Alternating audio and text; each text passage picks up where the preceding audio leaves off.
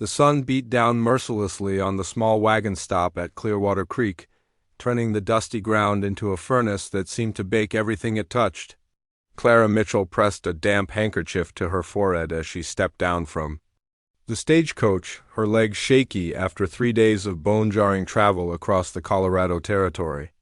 The simple blue dress she wore was wrinkled and stained with dust, and her once neat brown hair had escaped its pins hours ago. She had been traveling for nearly a week now, making her way west to join her older brother James in Sacramento, where he had established a medical practice.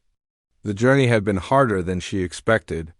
The food at the last 2 stops had been questionable at best, and she had barely been able to keep anything down.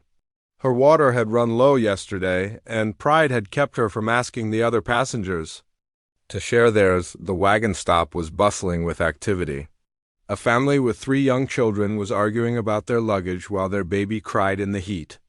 2 businessmen in dusty suits were complaining loudly about the delay. An elderly woman sat in the shade, fanning herself with a torn piece of paper. Everyone looked tired and irritable, eager to continue their journeys to wherever the railroad would take them next. Clara walked slowly toward the wooden water trough, hoping to splash some cool water on her face and fill her canteen. Each step felt heavier than the last, and a strange buzzing sound filled her ears. She told herself it was just the heat, just the exhaustion from days of poor sleep on hard coach seats. She would be fine once she had some water and a few minutes of rest. The water trough sat in the middle of the small courtyard, fed by a hand pump that squeaked with each use. Clara reached for the pump handle, but her vision suddenly went fuzzy around the edges. The voices of the other travelers seemed to come from very far away, as if she were hearing them through a thick fog.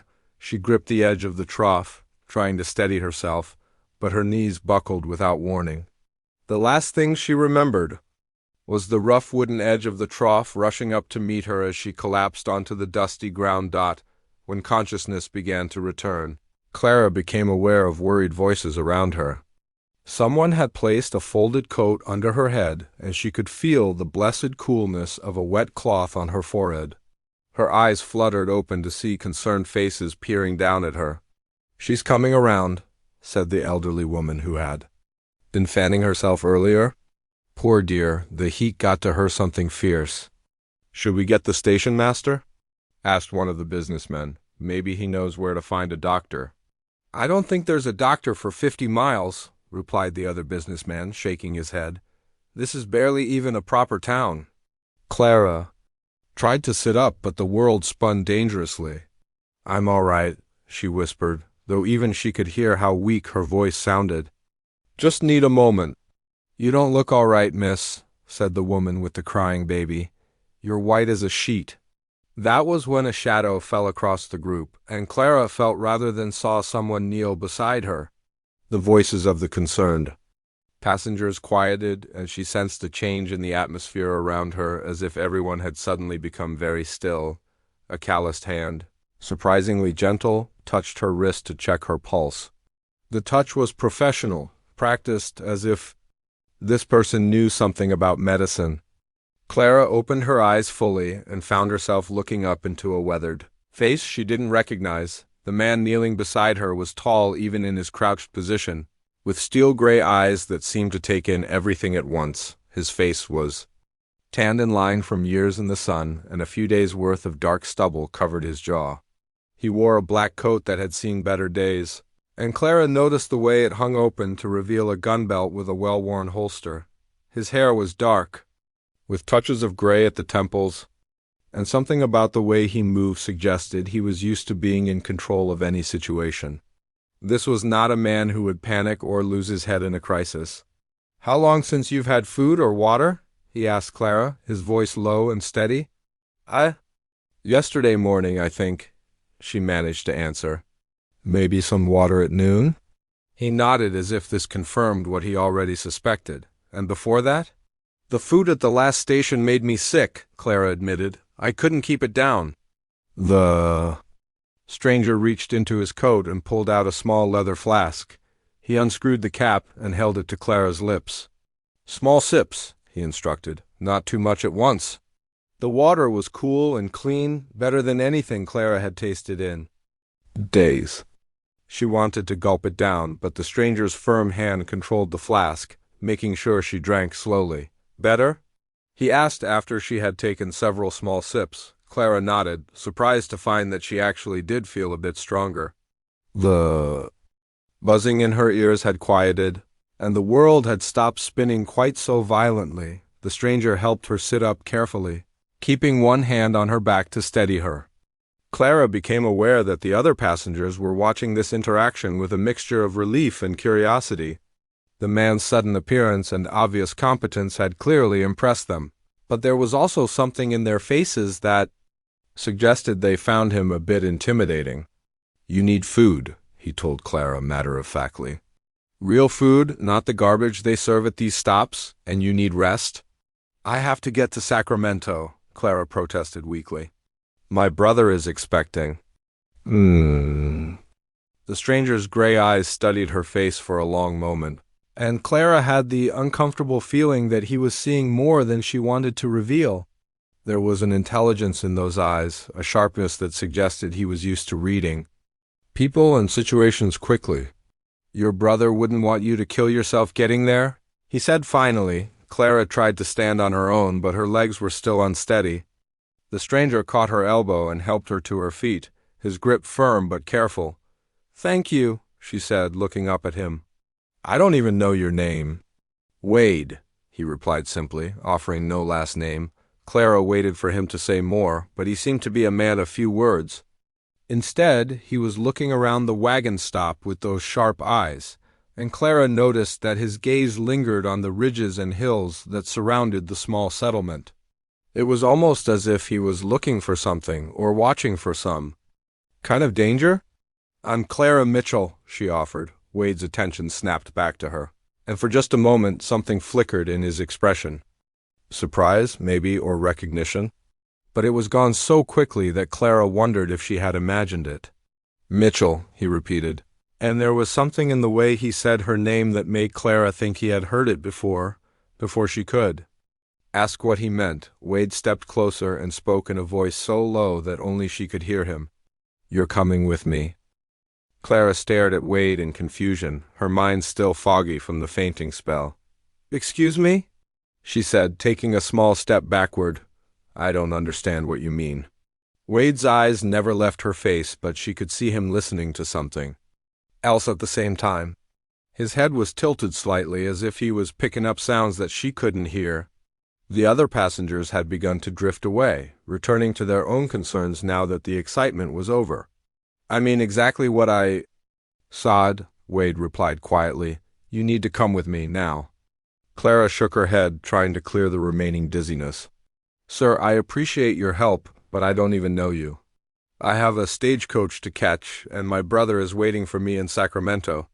"Your brother sent me," Wade said simply. The words hit Clara like a physical blow. She felt her knees go weak again, but this time it wasn't from hunger or heat. "That's impossible," she whispered. "James doesn't even know when I'll arrive? I haven't been able to send him word about my delays." Wade reached into his coat pocket and pulled out a folded piece of paper. He handed it to Clara, and she recognized her brother's handwriting immediately. Her hands trembled slightly as she unfolded the letter. "Clara," she read aloud in a whisper, "if you're reading this, it means Wade found you. Trust him completely. Do exactly what he says. Your life may depend on it. Come quickly but safely, James." Clara looked up at Wade, her heart beginning to race. What does this mean? What's happened to my brother?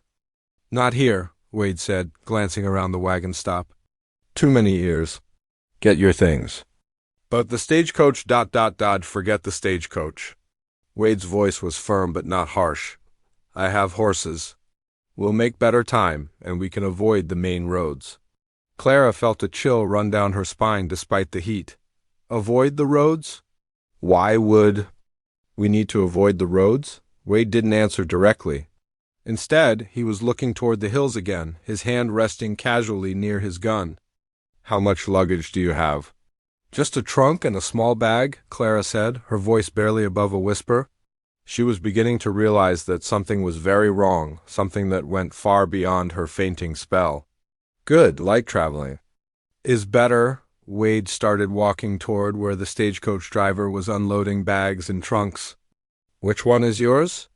Clara pointed to a medium-sized wooden trunk with brass corners. Wade hefted it easily, testing its weight. Books? He asked. Medical supplies, mostly, Clara replied. And some clothes I was planning to help James with. His practice. Something flickered in Wade's eyes at the mention of medical supplies, but he only nodded. Useful, he said. He carried her trunk to where 2 horses were tied near the water trough. Clara hadn't noticed them before, but now she saw that one was a sturdy black gelding with a worn but well-maintained saddle, while the other was a smaller chestnut mare that looked gentle enough for someone who wasn't used to riding. You can. Ride? Wade asked as he secured Clara's trunk behind the black horse's saddle. A little, Clara admitted. It's been a while. You'll remember. Wade checked the straps holding her trunk, making sure everything was secure. The mare's name is Penny. She's got a smooth gait and won't give you trouble. Clara watched him work, noticing how efficiently he moved, how he checked every buckle and strap twice. This was clearly a man who was used to traveling fast and light, someone who understood that his life might depend on his equipment being perfect. Wade, she said finally, I need to know what's happening. Why did James send you? Why can't I? Take the stagecoach? Wade paused in his work and looked at her directly. Your brother treated someone he wasn't supposed to treat, he said quietly. Someone dangerous. And that someone doesn't want him talking about what he saw. Clara felt her stomach drop. What kind of dangerous? The kind that kills people to keep secrets. Wade's voice was matter-of-fact, as if he was discussing the weather. The kind that would think nothing of hurting a man's sister to make sure he stays quiet. But James is a doctor, Clara protested. He takes an oath to help people, no matter who they are. I know, Wade said. And that's exactly why you're in danger. He helped Clara up onto the mare's saddle, his hands steady and sure. Clara couldn't help but notice how carefully he treated her, as if she were made of something fragile. It was a strange contrast to the hardness she saw in his eyes when he looked toward the hills. There's something else, Wade said as he mounted his own horse. 3 men have been asking questions about you at wagon stops between here and Denver. Men who match the description of some very bad people. Clara's hands tightened on the reins. How do you know this? I've been tracking them for 2 days, Wade replied. They're about 6 hours behind us, maybe less if they push their horses. Hard. As they rode away from the wagon stop, Clara looked back to see the stagecoach preparing to leave without her. Part of her wanted to jump down and run back to it, to pretend that none of this was happening. But James's letter was tucked safely in her pocket, and she trusted her brother completely. Who are you, really? She asked Wade as they settled into a steady pace. You're not just some friend of James's, are you? Wade was quiet for so long that Clara thought he wasn't going to answer. They rode through a stretch of scrub brush and scattered rocks, the only sounds the steady clip-clop of their horses' hooves and the distant call of a hawk circling overhead. I used to be a lawman, Wade said finally. Now I do different work. What? Kind of different work? The kind that needs doing when the law isn't enough. Clara wasn't sure what that meant, but she could hear in his voice that he wasn't going to explain further. She tried a different approach. How long have you known? My brother? I don't, Wade said, surprising her. We've never met. Then how ... Someone who cares about him hired me to find you and bring you to safety. Wade guided his horse around a large boulder. Someone who knows what kind of men are looking for you. Clara felt a new wave of fear wash over her. If James was in enough danger to hire a gunfighter to protect his sister, then the situation was worse than she had imagined. Are we going to James now? She asked. Eventually, Wade replied. First we need to make sure we're not followed. The men tracking you aren't stupid and they won't give up easily. As if to emphasize his point, Wade suddenly held up his hand for silence. Clara strained her ears and heard it too, the distant sound of horses moving fast, coming from the direction of the wagon stop they had just left. "How many?" Clara whispered. Wade listened for a moment longer. "3," he said grimly. "Maybe 4, and they're pushing hard."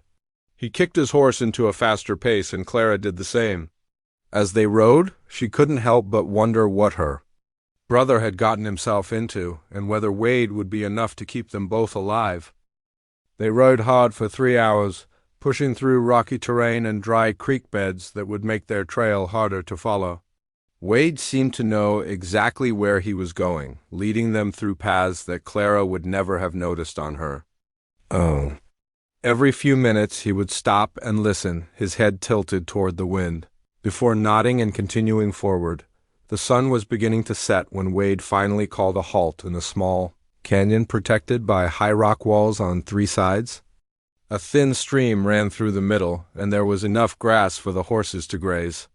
Clara slid down from her saddle, her legs shaking from the long ride. She wasn't used to spending so many hours on horseback, and every muscle in her body ached. "We'll camp here tonight," Wade said, dismounting with the easy grace of someone who had spent most of his life in the saddle. "The rocks will hide our fire, and there's only one way in or out. If anyone tries to follow us up here, we'll hear them coming long before they reach us." Clara nodded, too tired to argue even if she had wanted to. She watched as Wade quickly and efficiently set up their small camp. He unsaddled both horses and led them to the stream for water, then gathered dry wood for a fire. Everything he did was done with the same careful attention she had noticed earlier. This was a man who left nothing to chance. "Can I help?" Clara asked, feeling useless as she stood there watching him work. "Rest," Wade said without looking up from the fire he was building. "You've had a hard day." Clara wanted to protest that she wasn't helpless, but the truth was that she felt exhausted. The stress of the day, combined with the long ride, had drained what little energy she had left after her fainting spell. She sat down on a flat rock near where Wade was working and pulled James's letter from her pocket, reading it again by the fading daylight.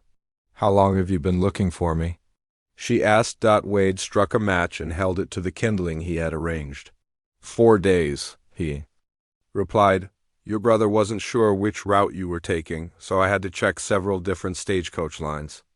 "That must have been expensive," Wade shrugged. "Your brother paid well for the job?" Clara watched the small flames catch and grow. "What exactly did he pay you to do?" "Find you. Keep you safe. Bring you to him." Wade fed larger pieces of wood to the fire, in that order. "And after that?" Wade was quiet for a moment. "That depends on what your brother decides to do." There was something in his voice that made Clara look at him more closely. In the flickering firelight she could see that his face was drawn with fatigue, and for the first time she noticed a dark stain on the sleeve of his coat. "You're hurt," she said, standing up quickly. Wade glanced down at his arm as if he had forgotten about it. "It's nothing serious." "Let me see," Clara said, moving toward him. "I may not be a doctor like James, but I know something about treating wounds." "It's fine," Wade said, but Clara was already kneeling beside him. "Take off your coat," she ordered.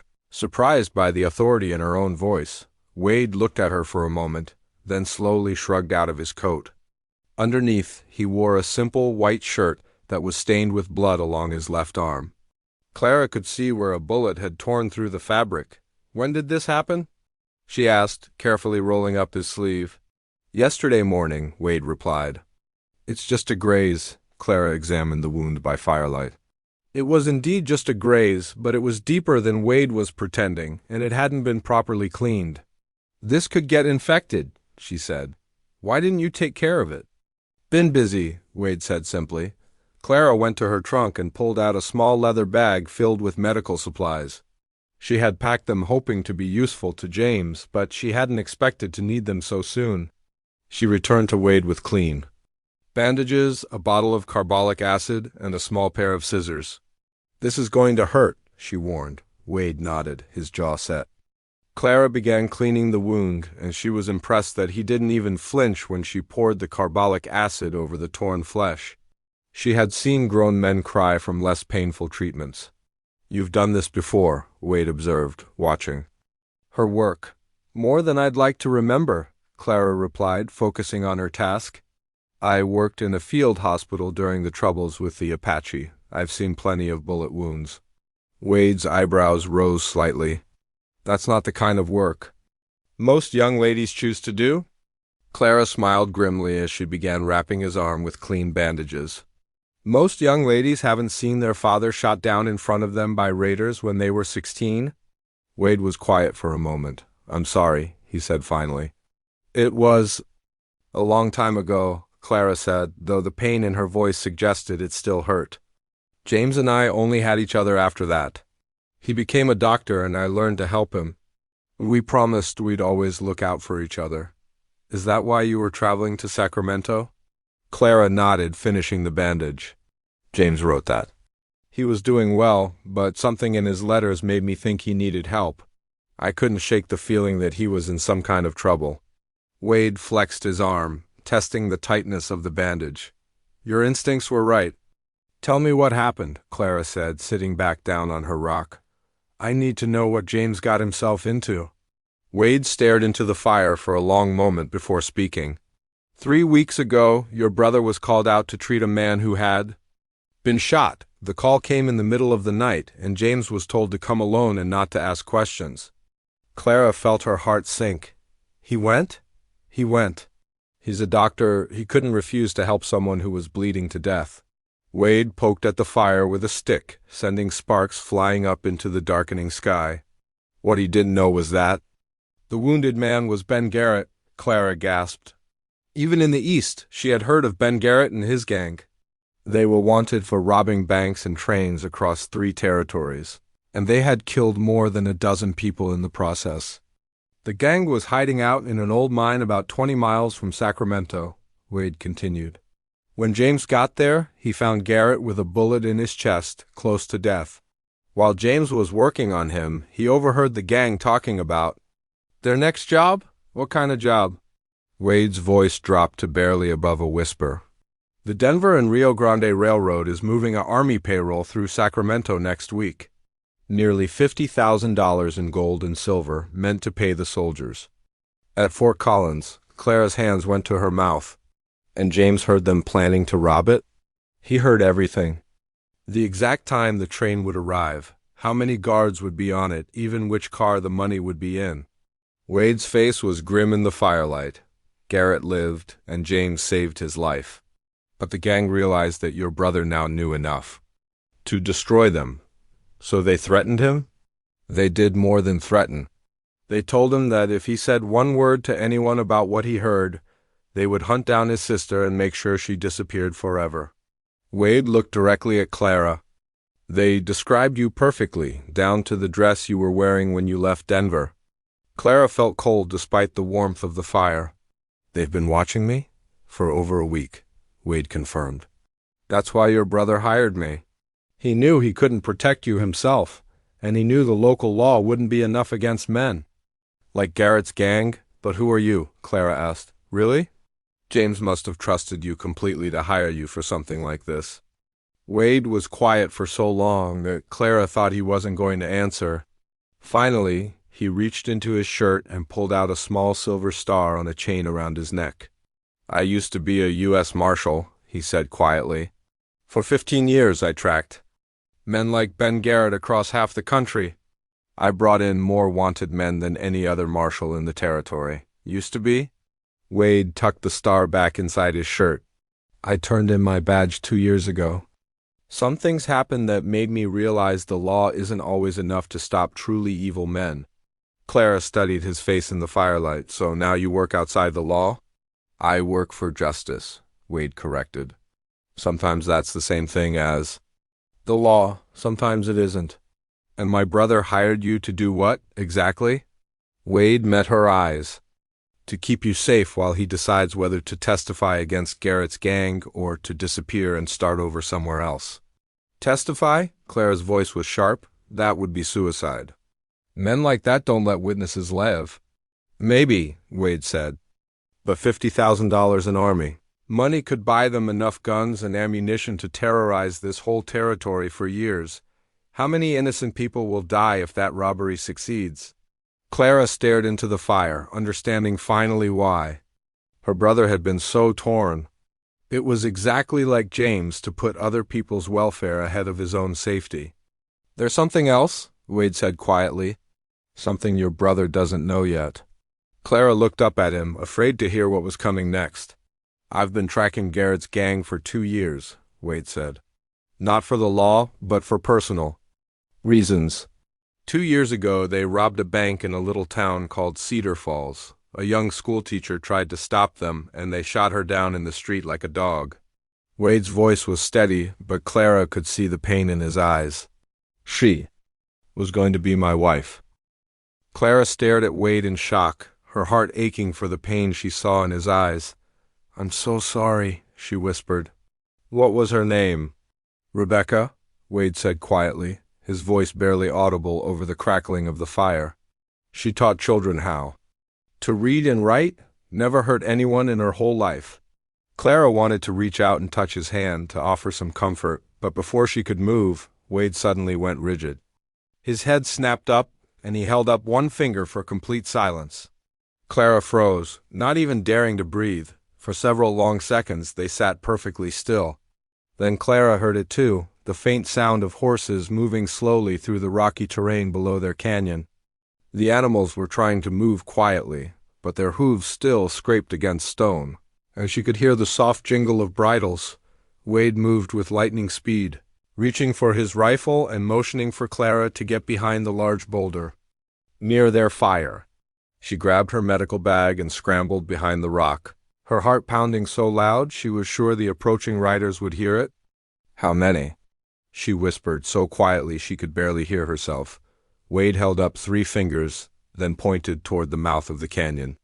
Clara peeked around the edge of the boulder and saw 3 dark shapes moving carefully up the narrow trail that led to their campsite. Even in the dim light of the moon, she could see that the men were armed and moving like hunters tracking dangerous prey. Wade had positioned himself behind a fallen log on the opposite side of their small campfire. Clara realized that anyone coming up the trail would be caught between them, but she also knew that 3 armed men against 1 was terrible odds. No matter how skilled Wade might be, the fire had burned down to glowing coals, providing just enough light to see shapes but not details. Clara watched as the 3 riders dismounted about 50 yards away and began approaching on foot. They spread out as they moved, trying to surround the campsite. "Wade Miller," a voice called out from the darkness. "We know you're up there." Clara felt a chill run down her spine. How did they know Wade's full name? And why did the voice sound so confident, as if this was a game they had already won? "I'm here," Wade called back, his voice steady and calm. "What do you want?" A harsh laugh echoed off the canyon walls. "You know what we want, Marshal, or should I say former Marshal." Clara could see Wade's jaw tighten at the mocking tone. The man speaking was clearly the leader of the group, and he was enjoying this confrontation. "We want the woman," the voice continued. "Hand her over and you can ride away from this. No one has to get hurt." "That's not going to happen," Wade replied. "I figured you'd say that," the voice said, and Clara heard genuine amusement in it. "Ben Garrett sends his regards, by the way. He told us all about your lady friend in Cedar Falls, said she made quite a mess when she hit the ground." Clara saw Wade's hands tighten on his rifle, and she could feel the anger radiating from him, even from her hiding place. The outlaws were deliberately trying to make him angry, to make him careless. "He also said to tell you that the schoolteacher begged for her life at the end," the voice continued cruelly. "Cried like a baby and promised to do anything if we just let her live." "You're lying," Wade said, but Clara could hear the pain in his voice. "Maybe I am, maybe I'm not," the leader replied. "But you'll never know for sure, will you? Just like you'll never know what we'll do to this pretty little nurse if you don't hand her over right now." Clara felt sick to her stomach. These men weren't just outlaws, they were monsters who enjoyed causing pain. She thought about the innocent people who would die if the train robbery succeeded, about her brother who was trapped between his conscience and his fear, about Wade who had lost the woman he loved to these same brutal men. "I'll give you 10 seconds to think about it," the leader called out. After that, we start shooting, and things get messy for everyone. Clara looked around desperately for something she could do to help. Her eyes fell on her medical bag, and she remembered the small bottle of chloroform she carried for emergency surgeries. It wasn't much, but it might create enough confusion to give Wade an advantage. Moving as quietly as she could, Clara began. Working her way around the edge of the campsite, staying low behind rocks and brush. She could see one of the outlaws crouched behind a small tree about 20 feet away from her, if she could get close enough. "Time's up, Marshal," the leader's voice rang out. "What's it going to be?" "Come and take her," Wade replied, and Clara heard the deadly promise in his voice. The leader laughed again. "I was hoping you'd say that. Boys, let's teach this has-been lawman what happens when you get in our way." Everything happened at once. Clara saw muzzle flashes light up the darkness as the outlaws opened fire. Wade rolled away from his position just as bullets splintered the log where he had been hiding. He came up shooting, and Clara heard one of the outlaws cry out in pain. Using the noise and confusion as cover, Clara crept closer to the outlaw she had spotted. The man was focused on the gunfight, trying to get a clear shot at Wade. Clara uncorked the bottle of chloroform and soaked her handkerchief with the liquid. Her heart was racing, but she forced herself to move slowly and carefully. If she made a sound now, the outlaw would turn around and she would be defenseless. She got within arm's reach just as the man raised his rifle to take aim at Wade. Without giving herself time to think about it, Clara lunged forward and pressed the chloroform-soaked cloth over the outlaw's mouth and nose. The man struggled for a moment, then went limp and collapsed. Clara grabbed his rifle and looked around for Wade. She could see him crouched behind a different rock now, exchanging shots with the two remaining outlaws.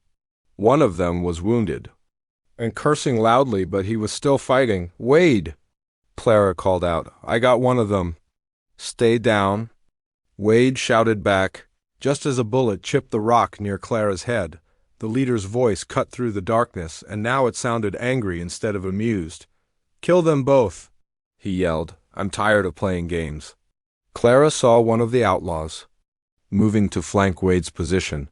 Without thinking, she raised the rifle she had taken and fired in the man's direction. The shot went wide, but it was close enough to make the outlaw dive for cover. "I can shoot," Clara called out to Wade. "Tell me what to do. Can you see the one behind the big rock?" Wade asked. Clara looked where he was pointing and saw the muzzle flash of the wounded outlaw's gun. "Yes. On 3, we both shoot at him," Wade said. 1, 2, 3. Both rifles fired at the same time, and the outlaw behind the rock screamed and fell silent. That left only the leader, and Clara could hear him moving through the darkness, trying to find a new position. The silence stretched out, broken only by the sound of their own breathing and the distant whicker of frightened horses. "This ain't over, Marshal." The leader's voice came from somewhere to their left. "Garrett's got 20 men, and we'll find you no matter where you run." "Then you better bring more next time," Wade called back. Clara heard the sound of someone mounting a horse and riding away fast. After several minutes, Wade stood up slowly, his rifle still ready. "Is he gone?" Clara whispered. "For now," Wade replied, "but he'll be back with more men. We need to move, and we need to move now." Clara looked at the unconscious outlaw she had taken down. "What about him?" Wade walked over and checked the man's pulse. "He'll live, but he'll have a terrible headache when he wakes up." He looked at Clara with something like admiration in his eyes. "Where did you learn to do that?" "I didn't," Clara admitted. "I just did what seemed right." Wade smiled for the first time since she had met him. "You did good, real good. Rebecca would have liked you." As they quickly broke camp and prepared to leave, Clara realized that everything had changed. She wasn't just a helpless woman being protected anymore. She was Wade's partner in this fight, and she was ready to see it through to the end. They rode through the night, pushing their horses as hard as they dared across the rough terrain. Wade led them through hidden valleys and forgotten trails that Clara never would have found on her own.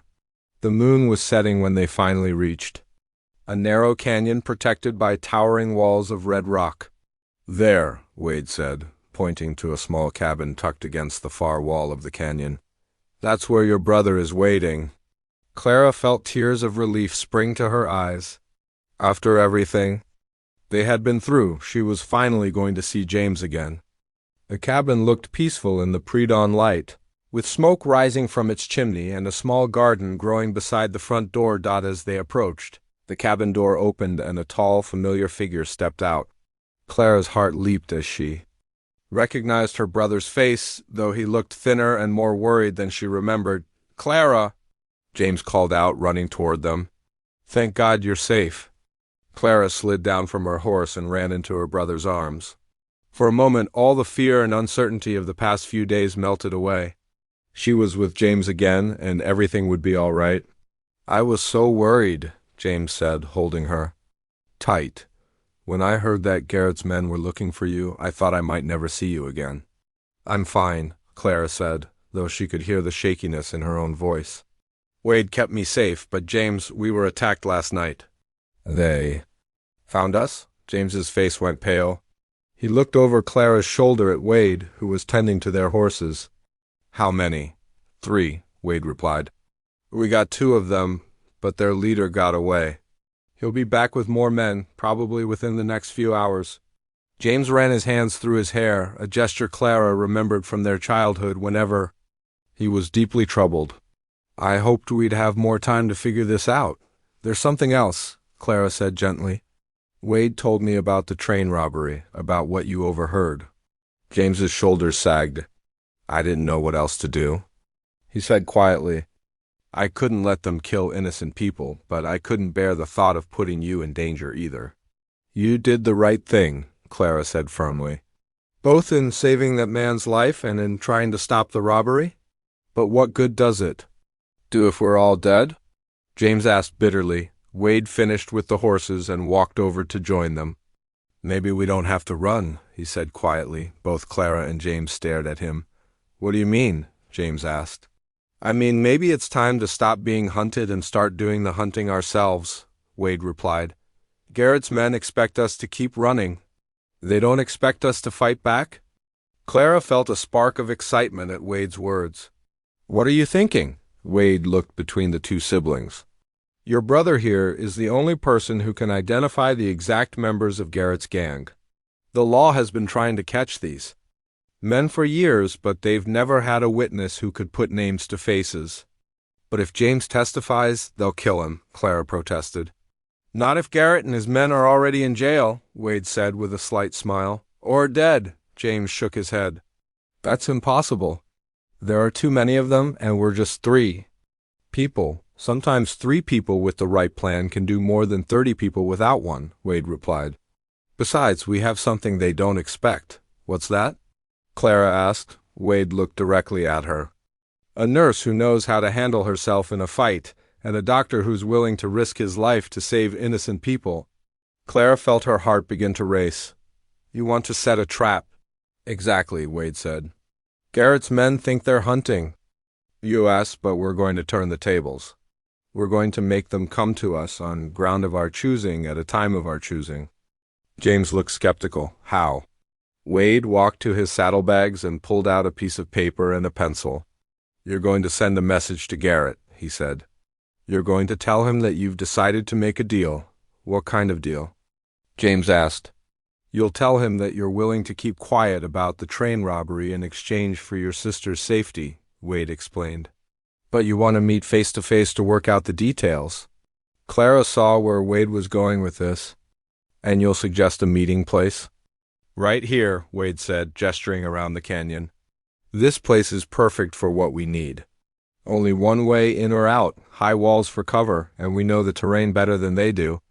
James was still shaking his head. "Even if we could somehow capture Garrett and his men, what then?" "The nearest law is 2 days' ride from here," Wade smiled grimly. "I still have friends who wear badges. Send them a telegram, and they'll come running. Especially if it means finally putting Garrett behind bars. But we'd have to keep Garrett and his men prisoner for 2 days," Clara pointed out. "How do we do that?" "Very carefully," Wade replied. "And with a lot of help from your medical supplies." Clara understood immediately. You want to drug them. Just enough to keep them manageable until help arrives, Wade said. You have laudanum in your medical bag, don't you? Clara nodded. Enough to knock out several men for hours at a time. Then we have everything we need, Wade said. The question is, are you both willing to take the risk? James was quiet for a long time, staring at the ground. Finally, he looked up at his sister. Clara, this isn't your fight. You could still get away. Wade could take you somewhere safe while I deal with this? Clara shook her head firmly. No, James, we promised each other a long time ago that we'd always look out for each other. I'm not abandoning you now. But if this goes wrong, ... If this goes wrong, at least we'll have tried to do the right thing, Clara interrupted. And, if it goes right, a lot of innocent people will be safe from Garrett and his gang forever. Wade looked between the two siblings. I won't lie to you, he said. This is dangerous. There's a good chance that some of us won't survive it. There's a good chance we won't survive running either, Clara pointed out. At least this way, we're fighting for something. James took a deep breath. All right, he said finally. What do we need to do? Wade spread the paper out on a flat rock and began sketching the layout of the canyon. First, we send that message to Garrett. We tell him to come alone, but we know he won't. He'll bring at least 5 or 6 men. How do we get the message to him? James asked. I know where his gang has been hiding, Wade replied. I can get word to him through one of his contacts in town. Clara studied Wade's rough map of the canyon.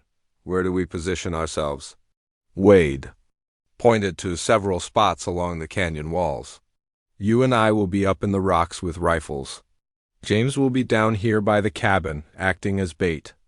That puts James in the most danger, Clara protested. It has to be him, Wade explained. Garrett will want to see the doctor face to face. If James isn't there, they'll know it's a trap. James nodded grimly. I understand. What's my part in this? You offer them coffee or water, Wade said. Something to drink while you negotiate. Clara will have prepared it with laudanum beforehand. How much laudanum? Clara asked.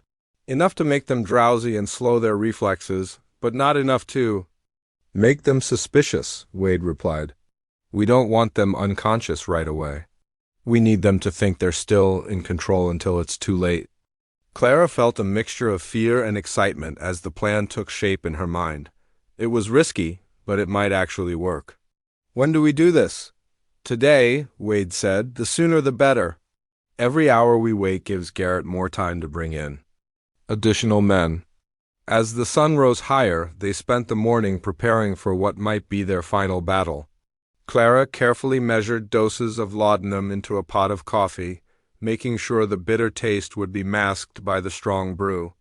James practiced his story, rehearsing exactly what he would say to convince Garrett that he was ready to make a deal. Wade checked and rechecked their weapons and ammunition, then helped Clara and James find the best positions among the rocks, overlooking the cabin. From their hiding spots, they would have clear shots at anyone approaching the cabin, but they would also be well concealed. Remember, Wade said as they took their positions, wait for my signal before you do anything. And no matter what happens, don't show yourselves until I tell you it's safe. Clara gripped her rifle tightly, her palms sweating despite the cool mountain air. In a few hours, Ben Garrett and his gang would ride into this canyon, expecting to take James prisoner or kill him. Instead, they would find themselves walking into a trap. She thought about Rebecca, the schoolteacher who had died trying to stop these same men. She thought about the innocent people who would die if the train robbery succeeded. And she thought about her brother, who had risked everything to do what was right. Whatever happened next, Clara knew they were fighting for something worth dying for. And with Wade beside her and James counting on them both, she was ready for whatever came through that canyon entrance.